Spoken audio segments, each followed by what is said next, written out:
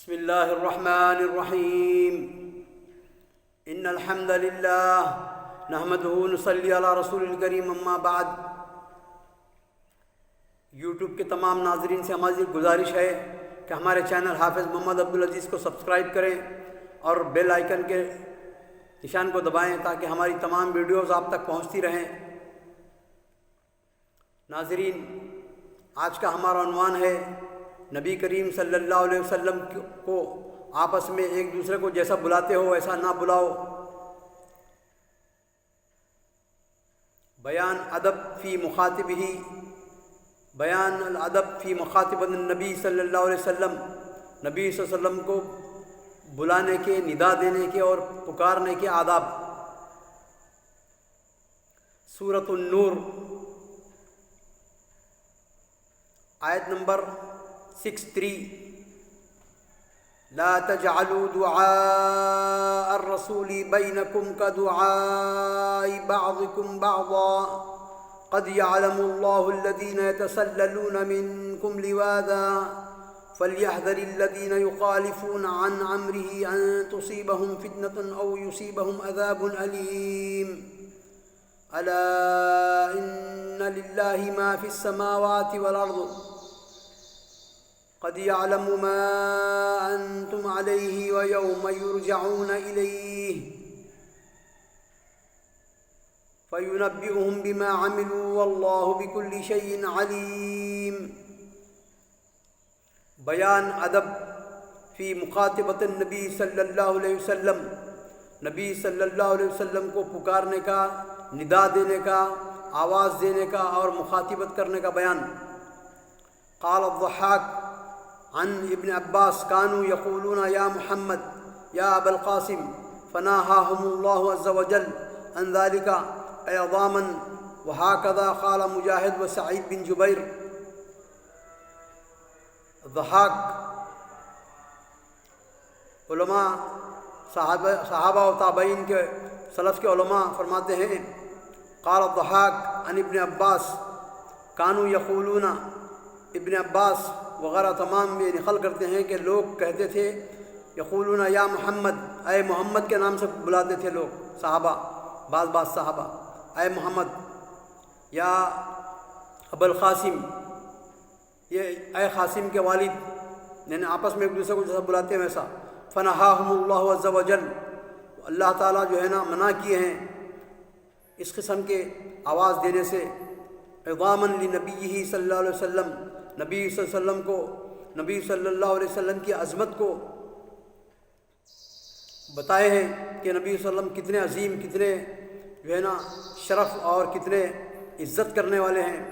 قال فقولوا یا نبی اللہ، تو اللہ تعالیٰ نے فرمایا کہ کہو اے اللہ کے نبی، یا رسول اللہ، اے اللہ کے رسول۔ وہکذا قال مجاہد و سعید بن جبیر، سعید بن جبیر اور مجاہد رضی اللہ عنہ فرماتے ہیں، وقال قتادہ امر اللہ ان یہاب نبی اللہ، نبی صلی اللہ علیہ وسلم وان یبجل وان یعظم وان یسود، نبی صلی اللہ علیہ وسلم کا نام جو ہے نا عظمت سے، شرف سے، کرم سے اور جو ہے نا عزت سے لینے کا حکم ہے۔ وقال مقاتل فی قوله لا تجعلوا دعاء الرسول بینکم کدعاء بعضکم بعضا، آپس میں تم ایک دوسرے کو جیسا بلاتے ہو، ندا دیتے ہو، پکارتے ہو چیخ کر زور سے، تو نبی صلی اللہ علیہ وسلم کے ساتھ ایسا معاملہ نہیں ہے۔ نبی صلی اللہ علیہ وسلم عزت سے، شرف سے اور کرم سے اور نبی صلی اللہ علیہ وسلم کی عظمت کو ملحوظ رکھتے ہوئے آپ نبی صلی اللہ علیہ وسلم آہستہ سے بلائیں، اور اے محمد نہیں بلکہ یا رسول اللہ، اے اللہ کے رسول، یا نبی اللہ، اے اللہ کے نبی۔ جیسا کہ بعض صحابہ بولتے ہیں میرے ماں باپ آپ پر قربان یا رسول اللہ، یہ کتنا بہترین ہے۔ یقول لا تسموہ اذا دعوتموہ، تو فرمائے کہ اگر تم بلا رہے ہو نبی صلی اللہ علیہ وسلم کو، نام لے کر مت بلاؤ یا محمد، ولا تقولوا یا ابن عبداللہ، اور یہ بھی نہ کہو کہ اے عبداللہ کے بیٹے، ولیکن شرفوا، آپ شرف اور کرم اور عزت دو نبی کریم صلی اللہ علیہ وسلم کو۔ فقولوا یا نبی اللہ، یا رسول اللہ، بولو کہ اے اللہ کے نبی، اے اللہ کے رسول، میرے ماں باپ آپ پر قربان. ایسا. وقول الثانی فی ذالک، علماء کے بعض دوسرے اقوال بھی ہیں.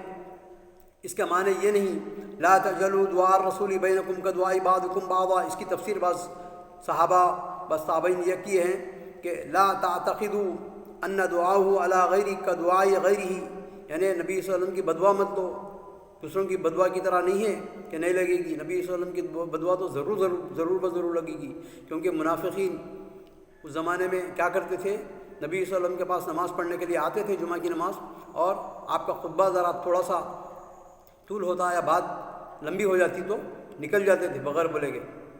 تو نبی صلی اللہ علیہ وسلم کو اس سے تکلیف ہوتی تھی. ای لا تاخذوا ان دعاء علی غیرہ کدعاء غیرہ فإن دعاء مستجاب، کیونکہ اللہ تعالیٰ کی نبی کریم صلی اللہ علیہ وسلم کی دعا جو ہے نا قبول ہوتی ہے. فاحذروا، اور ڈرو، ان یعدوہ علیکم فتہلکوا، اپنی ہلاکت ہو جائے گی، تم ہلاک ہو جاؤ گے. اگر نبی صلی اللہ علیہ وسلم کراہیت کرے اور تم پر دعا کر دیا کہ بد دعا، تو تم ہلاک ہو جاؤ گے. فحکاہ ابن ابی حاتم ذکر کرتے ہیں عن ابن عباس والحسن البصری وعطیہ والعوفی واللہ عالم وقولہ قد یعلم اللہ الذین تسللوا منکم لواذا. قال مقاتل بن حیان ہم المنافقون، وہ لوگ منافقین تھے. کانا یدخل علیہم الحدیث، جب آپ بات کرتے تھے خطبے میں خطبہ دیتے تھے تو آپ پر بعض منافقین پر وزن گزرتا تھا اور جو ہے نا بار گزرتا تھا. ویان بالحدیث خطبہ فیلوذون ببعض اصحاب محمد صلی اللہ علیہ وسلم حتیٰ یخرجوا من المسجد، حتیٰ کہ مسجد سے باہر نکل جاتے تھے بعض لوگ. وکان لا یصلح لرجل ان یخرج من المسجد الا باذن من النبی صلی اللہ علیہ وسلم، نبی صلی اللہ علیہ وسلم کی اجازت اور